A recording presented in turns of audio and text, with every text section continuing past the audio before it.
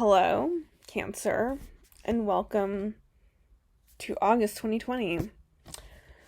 I'm pulling from my archetypes deck. Okay, and dude, for us, I pulled a pretty intense card. I pulled the Bardo, which is like limbo, which makes perfect sense on a metaphysical and just literal level. I think we're all kind of in limbo, right? Between an old life and not really quite yet, not yet a girl, not yet a woman. That's kind of the Bardo, is like Britney Spears and Crossroads. But it's also Rasputin and Anastasia in the underworld. And I think I'm going to talk about Rasputin. But before I do, some other things to say about the Bardo is that it's a little bit like Groundhog Day too. Being in a loop, in a time loop. I also just saw Palm Springs. I'm just bringing up all these movies for you so that, like, if you connect with any of them, then you can kind of connect deeper into this archetype, whatever. I mean, it's one I'm personally very familiar with. And I think maybe what's pertinent for us in August is one of the lessons of Bardo is clarifying things, right? Like, it's like clarifying how we respond. It's really a beautiful invitation towards Zen enlightenment. And it's, in fact, part of the process. And it's like one of the places you have to go to, like, really see your own patterns too, right? Like, I think the Bardo being in this period of pause and stillness really forces you to do a lot of, like, clarifying, like looking at yourself, looking at your life choices, looking at, like, what motivates you, looking at and, like, also with Rasputin and Anastasia, I wanted to say, like, unresolved issues, unresolved anger, unresolved resentment that just kind of, like, lives in the darkness, and then at the end tries to come out. I'm like, what does Rasputin really represent in Anastasia's psyche? You know? And I was like, he killed her family, right? Ugh. So it's like, he's an evil force for sure, but, like, whatever. What I'm trying to get to is self-sabotage. I think, to me, the Bardo is, like, also, like, a little bit about, like, where do your fears eat away at you in such a way that you don't fully, like, get out of Bardo, right? I mean, like, how do we get out of Bardo? How do we overcome this state? How do we get out of limbo? How do we get out of this, like, stuckness? And it's sort of like, I think about taking full responsibility and also facing it, right? Sometimes facing it. Like, Anastasia had to face Rasputin. Or in Palm Springs, they learned quantum physics and then they blew it all up. And they took a risk. They took a risk to end their lives. Like, in another sense. So, or in Groundhog Day, of course, he became a better man. And, like, became, like, selfless. And saw that how in making other people's lives better, it reflected on making his life better. Wow, I went off on the Bardo for, like, 4 minutes. But I guess, what else is there to do right now in August except just really kind of go deep into the energy and, like, accept it. And take away what you need to take away from the Bardo. Enjoy your time there while it lasts. So that was another thing in Palm Springs, is, like, the guy was like, find your Irvine. So hopefully you're in your Irvine. I know I'm in my Irvine right now, which is not quite in Irvine, but it's close enough. Okay.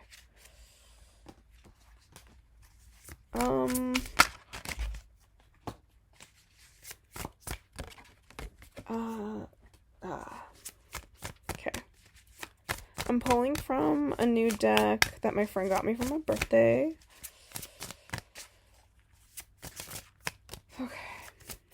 Okay, it's the Prism Tarot. Nothing else wanted to come out. Okay. 2 gems, priorities. Rest, 4 clouds. Enjoy that. 5 of lightning, competition. The Hierophant, unlearn. The Hanged One, surrender. 2 lightning, planning, strength, compassion. Wow. Well, these are all great cards. I love it. Okay, so you're in the Bardo. Great. You know what it turns out? There's so much to do in the Bardo. Number 1, you can surrender, which you've already decided to do. You're like, yep, that's me. I surrender. I don't know what I'm doing. I give it up to you, God. Show me the way. I'm all ears. I'll do what I need to do. And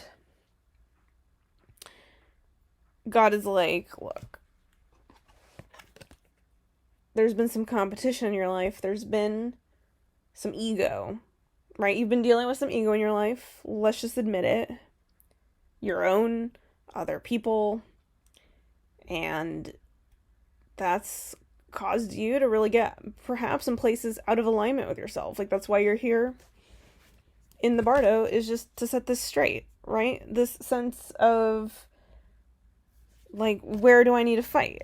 Maybe I don't need to fight everything so much. This surrendered state, kind of like, it is what it is. It's kind of a little bit of acceptance, and also kind of like, okay, if this is the way things are, well, what can I do? What can I do with what I've been given? How can I take myself out of the competition and just be myself? I mean, isn't that like kind of the secret? It's like, I'm not in competition with anyone else. I'm just here doing my own thing. And I actually, it's like with Groundhog Day, I'm actually here to make other people's lives better. I have a responsibility, or like a moral compassion, strength. Like, my strength comes from like also giving a shit about other people. Excuse my language if that upsets you. And 2 of gems, priorities. I think it's like you're just setting your priorities straight. And I think for you, part of it is just knowing that, like, you don't need to keep fighting so much. Like, a surrendered state is just kind of a curiousness, and maybe accepting the confusion too is part of that. And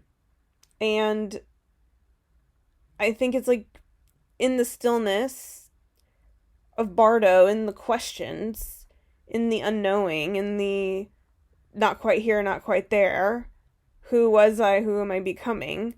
It's like, well, I'm prioritizing compassion.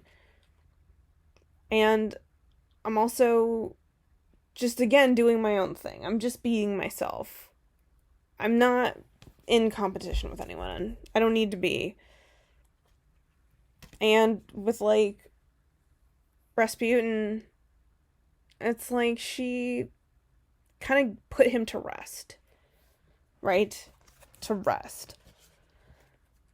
Like, our demons are thinking about, like, the negative forces that, like, want to keep us down or hurt us for whatever reason. Whatever Rasputin's motivation is. I think we can all admit he had a really good dance number. And I think that also